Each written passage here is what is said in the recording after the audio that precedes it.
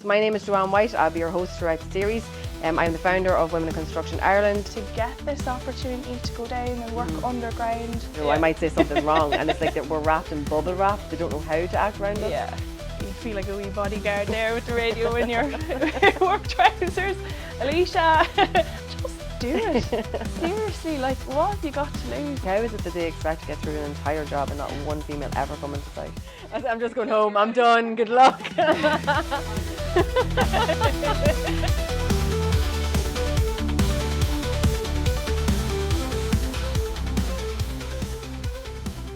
Hello and welcome to our Women in Construction Ireland podcast on iPropertyRadio, the podcast where we will celebrate the diverse voices of women in our industry. In this series, we're going to be interviewing 12 amazing women, each representing different decades throughout their construction roles in the construction industry in Ireland.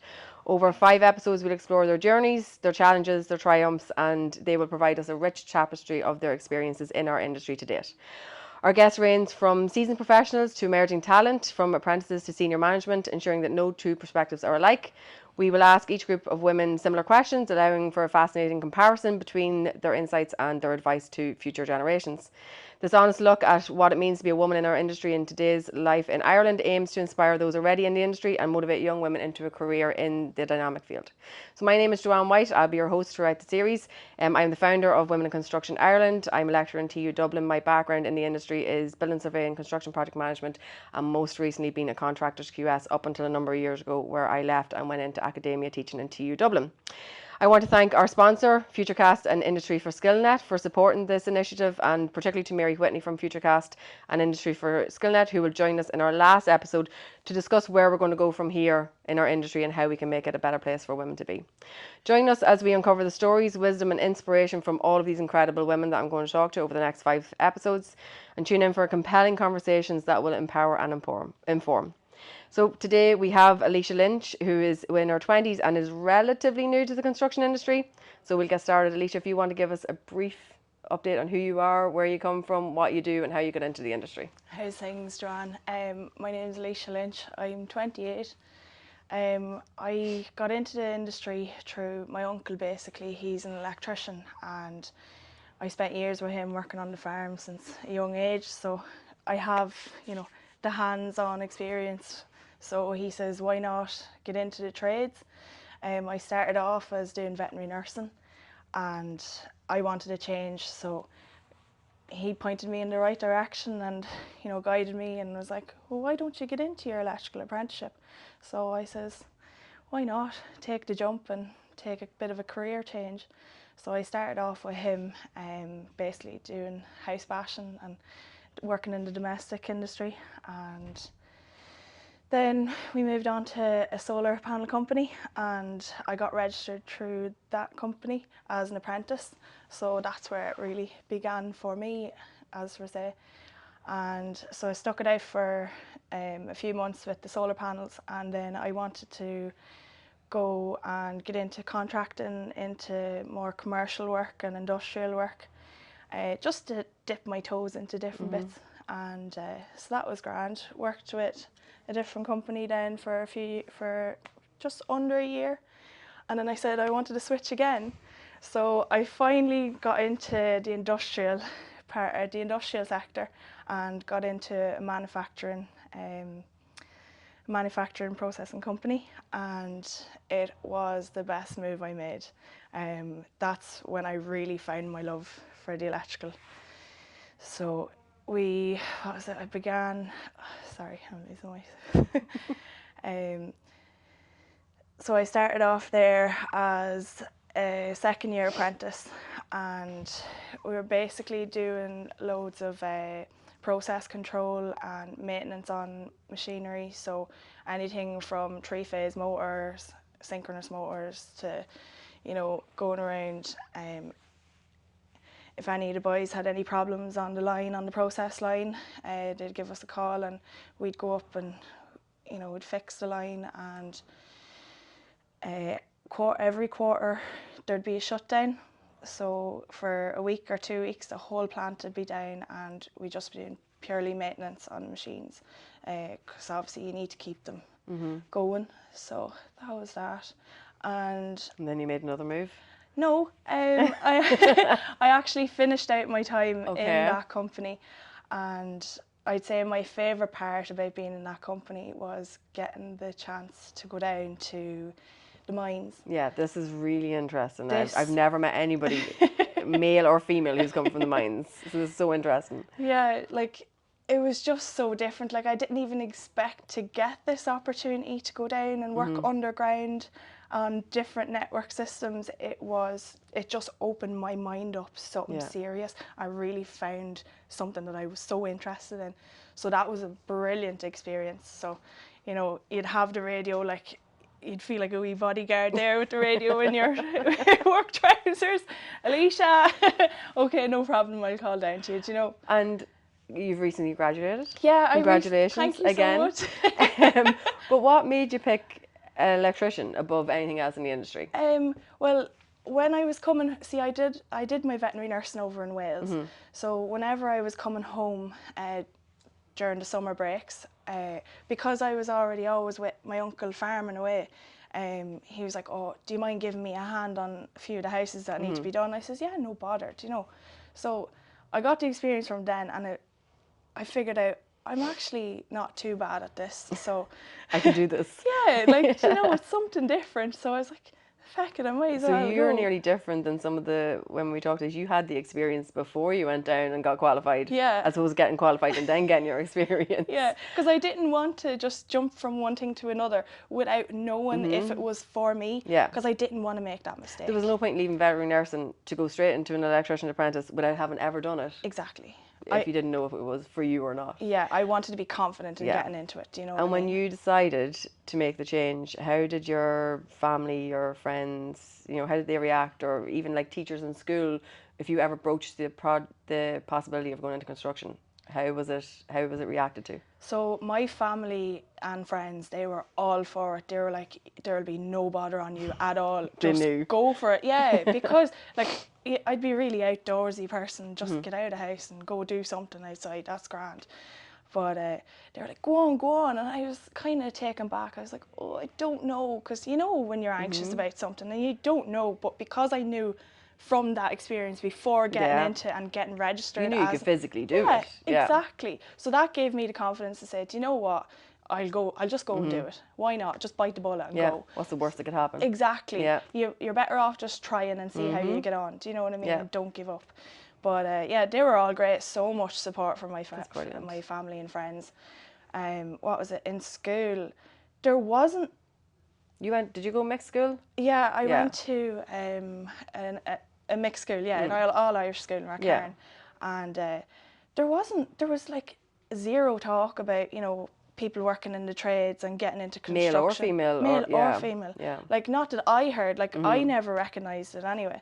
But the only talk about it was, if you're not smart enough to go to college, This right, is your avenue. you can go and do a trade. Yeah. And that's what it was like. It was frowned upon nearly.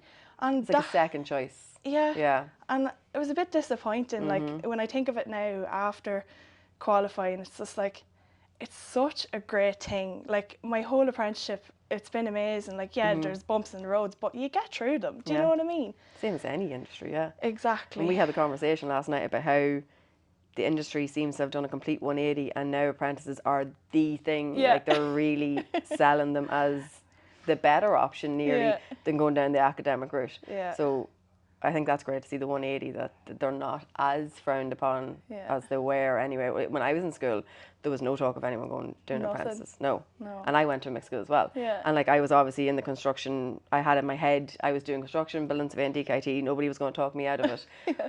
But there was never any mention of, did you ever consider doing an apprentice? Yeah. Never mentioned to me. And I was gung-ho on construction, never any mention. And I think of all the lads I went to school with, I can't think of any of them that went and done an apprentice. Was it a shame? Yeah. Whereas now, the amount of young men in particular that are getting into it, and hopefully our numbers in women will increase. Yes. But it's great to see the kind of the change. Yeah. What's, in your experience, the best thing about the industry? The best thing about the industry, I think it's the camaraderie, and you grow, and you get this group of people that you wouldn't expect to have your back. Do you know, it's like a little family. There's so much support there, and it's just great to see everybody coming together and really like being there for each other. Now, there is parts where,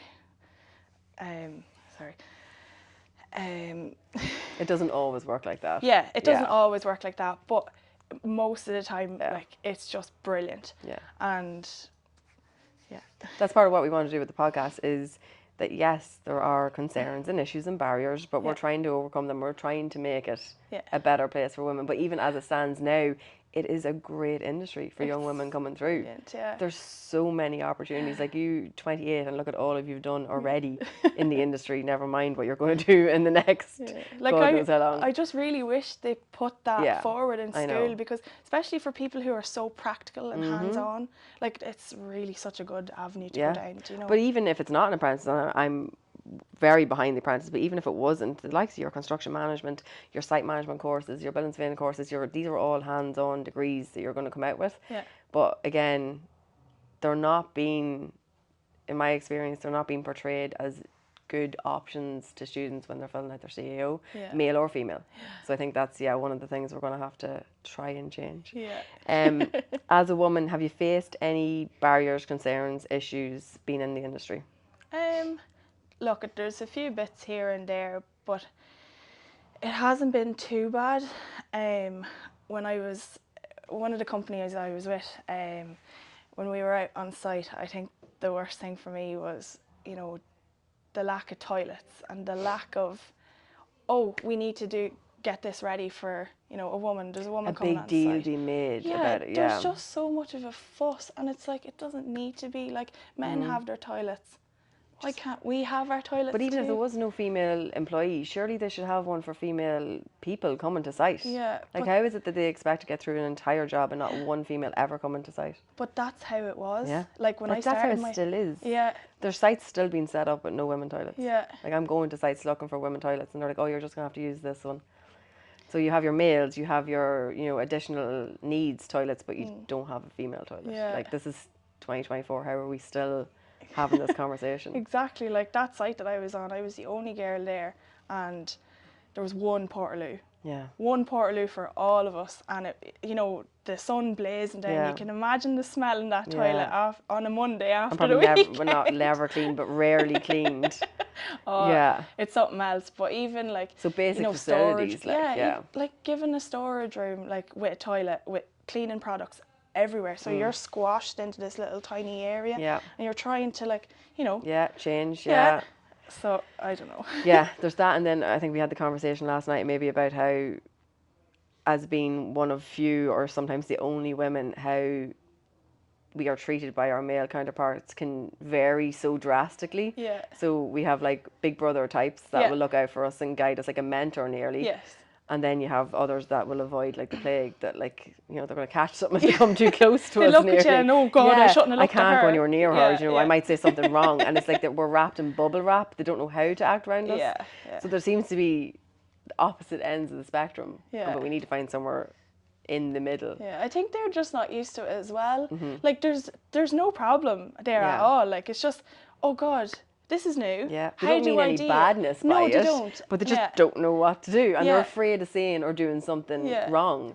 So that's where, like, when I go out to site to do the workshops, I'm like, it's very much like, look, this is not a big deal having a woman on site. There's women in your lives, I'm sure, all day, every day. It's just how you deal and act with them on site to make them part of the team, because that's what they are. Because it is new to them as well. Like, so it's they a have to curve for everybody. They have to learn how to.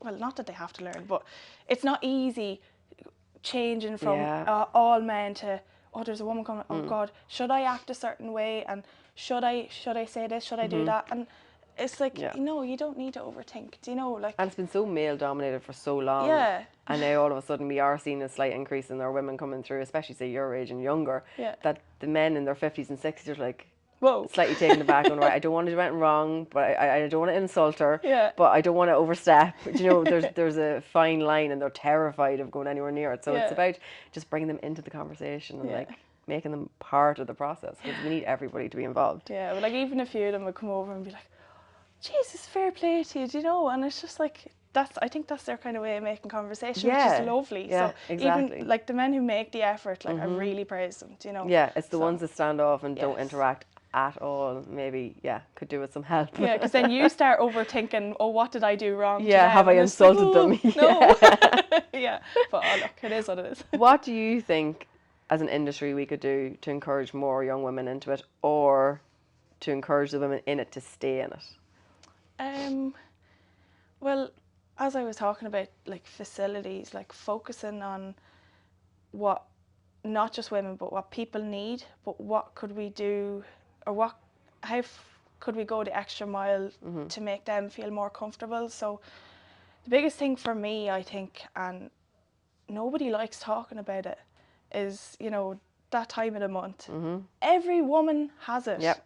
So like it needs to be spoken about. Like, you know, if we have a toilet, we need the bin. Yeah, like I don't want. That's basic, and the Yeah. fact that we're not even doing that Yeah. these days is incredible to Like me. I don't want to Yeah. like wrap that up, put it in Take it my bag home. and bring it home. Yeah. Because that's what I was doing. Yep. I don't want that for any other girl. It's not Nowhere nice. near acceptable. No, it really isn't. It's the basic need Yeah. of a woman. Like Yeah, so not even having your own bathroom, but the bin, like the bin. that's how a Yeah. bin. Like it's not costing anyone massive amount of money to put a bin. Yeah. And I remember having a conversation with a contractor there recently out on site, and he's like, "What can we do to make our female?" Because they had got female on site. Yeah. What can we do to make them feel more comfortable? And I was like, walking around, I was like, "Yeah, you have the toilet, brilliant. You have the bin." I was like, "What about putting a few sanitary products out? You know, they're not going to cost massive money. They're not going to go out of date. You know, Yeah. just a little extra touch." Yes. He's like, "But if I give the women that, what do I give the men?"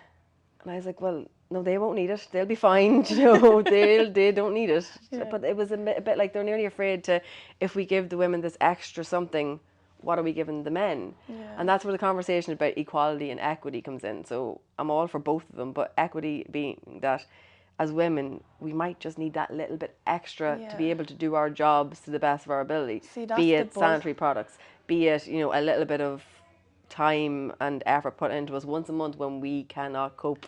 Yeah, You know, we could be in severe pain, you know, hormones, etc., etc., etc. But I think all that needs to be taken into account, that we're not built the same as men. Yeah, you know? we really aren't. Yeah. And I think the more people realise that, the easier it'll be for us. Like that's the key word, is like Equity. yeah. Yeah, there are differences, and I'm all for equality, but I keep using the example that, you know, if I'm 5'5" and there's a man 6'5" beside me, Yeah. and we're both asked to change the light bulb with no help, obviously he has an advantage. Yeah. We're both humans, but that's what equity is. I might need a box to stand on to change the light bulb. Yeah. And that's as simple as it is, giving us the little extra we need as women to do the job to the best of our ability. But that's the word. It's Equity. need. Yeah. Like we need tampons, We or want we them. need sanitary I wish we products. didn't need Yeah, them. I'd love to not to Yeah, have them, but we exactly. need them. Yeah. They're a must. Like. Yeah, exactly. So. Yeah, I completely agree. And I yeah. really hope that like people get more comfortable about talking about that, because the more people talk about it, the more it'll be put in place. Yeah. And it'll be taught about, oh, geez, we must put Yeah. bin in there for, you know, that time of the month.